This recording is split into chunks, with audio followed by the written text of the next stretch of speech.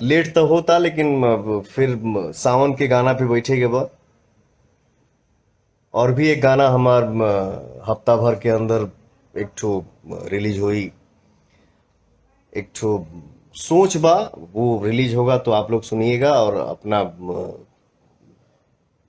देख के सुन के बताइएगा कि हाँ कैसा लगा। आप लोगों का कमेंट हम जरूर पढ़ेंगे, और जब भी खाली रहता हूँ तो मैं पढ़ता हूँ। मेरे भाई इतना अच्छा अच्छा लिखते हैं आप लोग मेरे लिए, थैंक यू आप सबके। पुदीना ए हसीना सॉन्ग के 100 मिलियन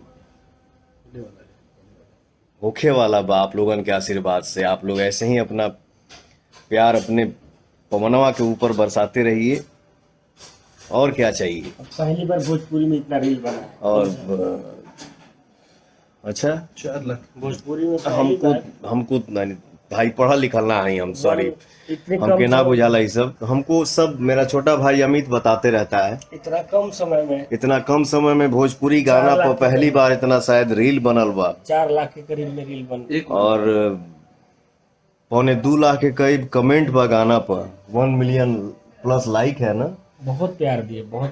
तो आप लोग अपन समय निकाल के भाई के लिए आप लोग कमेंट लिखते हैं, पढ़ के एकदम जिया जुड़ा जाला।